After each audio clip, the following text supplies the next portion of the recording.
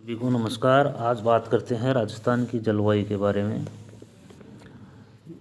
जलवायु एक महत्वपूर्ण भौगोलिक फैक्टर है जो किसी स्थान की परिस्थितियों को जानने के लिए और जलवायु का जब अध्ययन करते हैं तो जलवायु एक लंबी अवधि लगभग 30 वर्षों की मौसमी दशाओं का औसत योग होता है जो उस भूभाग की जलवायु कहलाती है।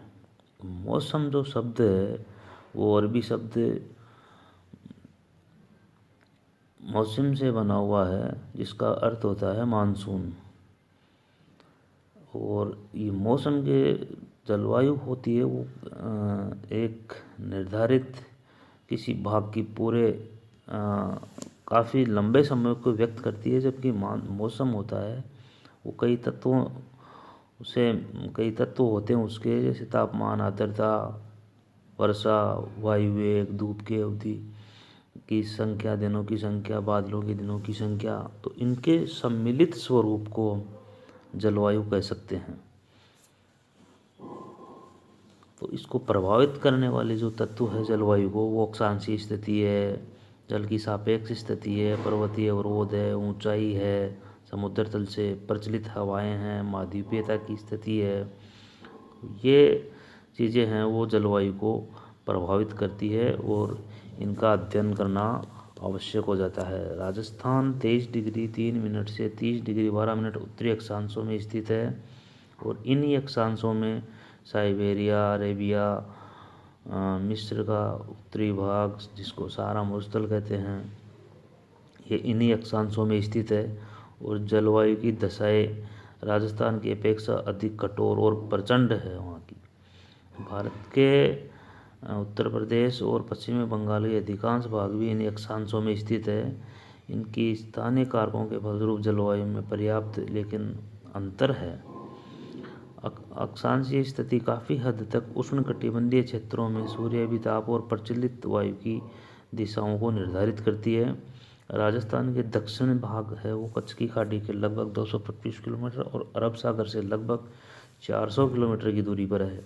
तो समुद्र भाग से ये दूर स्थित होने के कारण से महाद्वीपीयता की स्थिति यहाँ पाई जाती है। राजस्थान का जो अधिकांश भाग है वो समुद्र तल से 370 मीटर से भी कम ऊंचा है। हालांकि अरावली पर्वत की जो ऊंचाई है वो 1375 मीटर पाई जाती है, लेकिन अधिकांश भाग 370 मीटर से भी कम ऊंचा है। राजस्थान में अरावली श्रृंखला है वो दक्षिण पश्चिम से उत्तर पूर्व में विस्तृत है और राजस्थान के दक्षिण भागों से होकर कर्क रेखा गुजरती है। इन सब राजस्थान जलवायु की दृष्टि से महत्वपूर्ण है। भारत की मानसूनी जो जलवायु दशाओं की अतिशयता के लिए राजस्थान की आंतरिक जो अवस्थिति है, वनस्पति रहित आवरण है, मिट्टी की प्रकृति है, चट्टानों की स्थिति है, इनको उत्तरदायी ठहराया जा सकता है। आबू पर्वत और भोरात का पर्वत पठार की ऊंचाई के कारण कम तापक्रम आलेखित करते हैं और गर्मियों में ठंडे बने रहते हैं।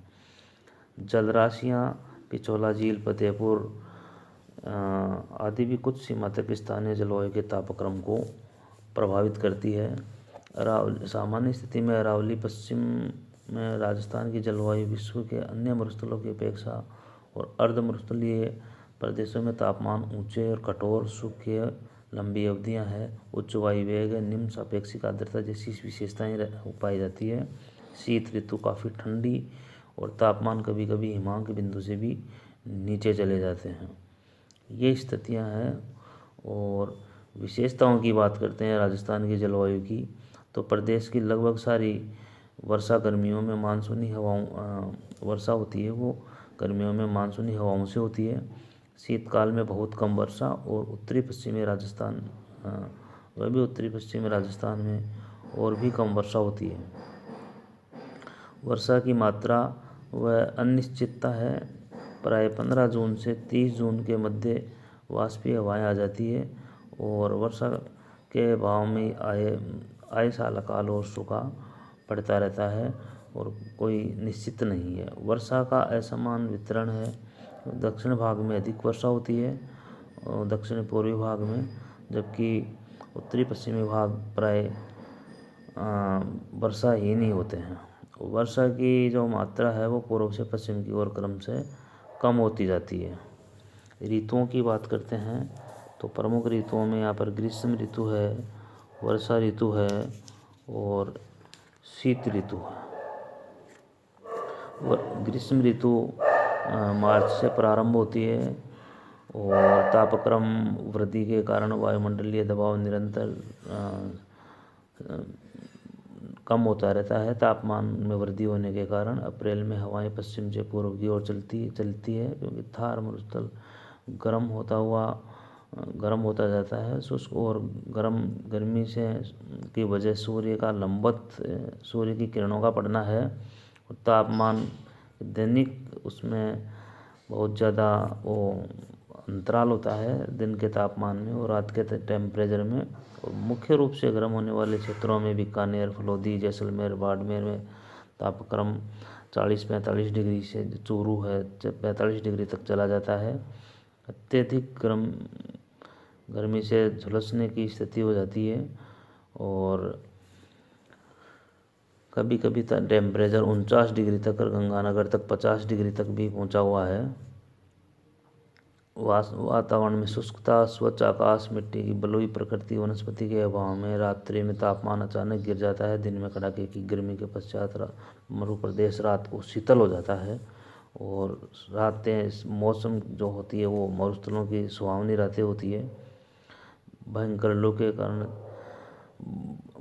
कारण वायु में भंवर बन जाते हैं, रेत भरी आंधियाँ चलती है और यह आंधियों की संख्या गंगानगर में 27 को, अजमेर, झालावाड़ में 3 दिन ऐसे है तो घटती जाती है। उधर दक्षिण की तरफ सापेक्षिक आर्द्रता भी कम रहती है, लगभग 10%, कहीं 35%, 40% के करीब होती है। वर्षा ऋतु दूसरी प्रमुख ऋतु होती है।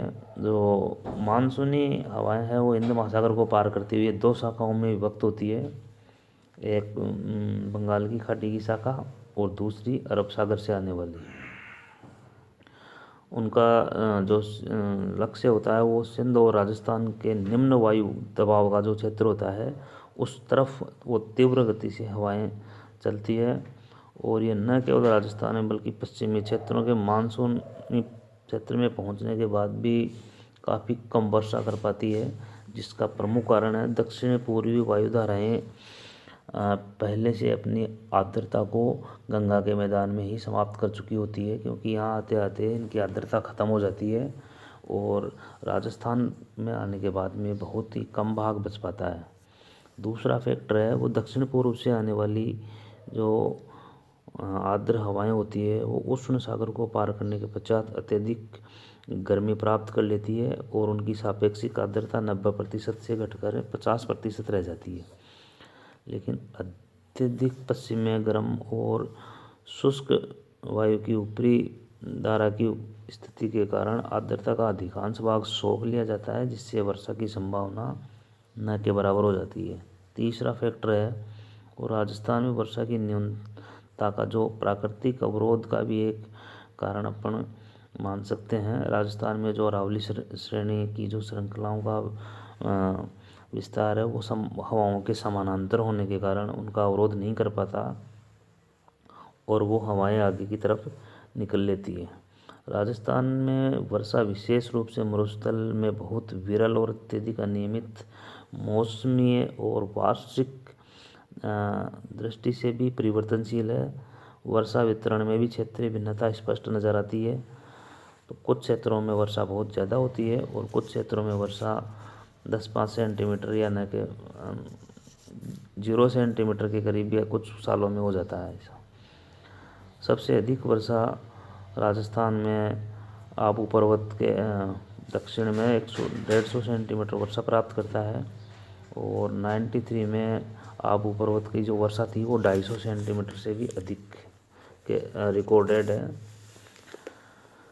अरावली के में 220 कहीं अधिक कहीं कम और पश्चिमी भागों में ये 25 सेंटीमीटर या इससे और भी ज़्यादा कम वर्षा प्राप्त कर पाती है।